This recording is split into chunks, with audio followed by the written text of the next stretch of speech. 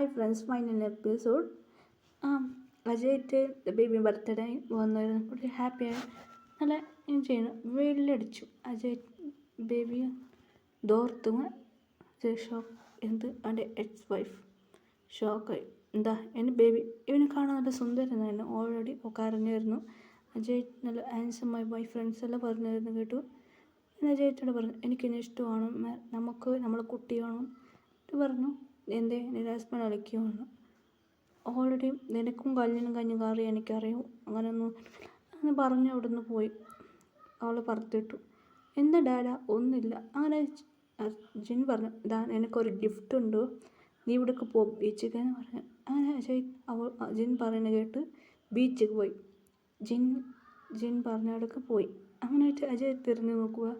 നല്ലൊരു ക്യൂട്ടായിട്ടൊരു ഗേൾ വന്ന് അജയ്ക്ക് പ്രപ്പോസ് ചെയ്തു.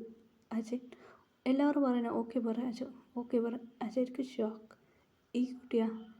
അതെ, ആ ഗേൾ ക്യൂട്ടായിട്ടൊരു ഗേളാണ്.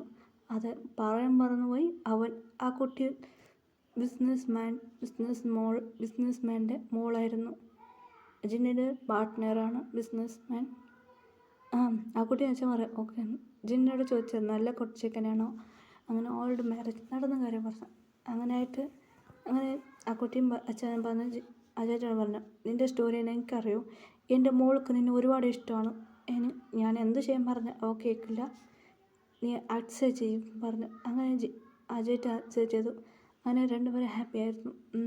അജയ് എന്താ അതെ ഞാൻ ഈ കമ്പനിക്ക് ഇൻവെസ്റ്റ് ചെയ്യാൻ പോവാം. അതുമാത്രമല്ല എൻ്റെ മോൾക്ക് എന്നെ ഒരുപാട് ഇഷ്ടമാണ്.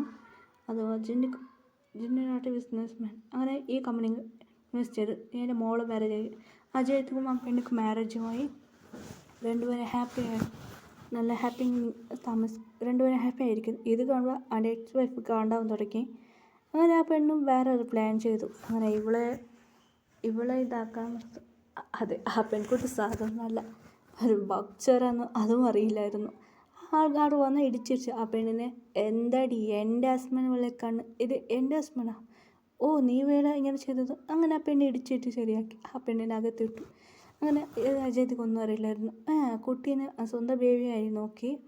അതെ, അവർക്കൊരു കുട്ടി ജനിച്ചായിരുന്നു. ട്വിൻസ്, ഒരു ഗേൾ ബേബി ഒരു ബോയ് ബേബി. ഇപ്പോൾ 3 കുട്ടികളെ നന്നായിട്ട് നോക്കാൻ തുടങ്ങി.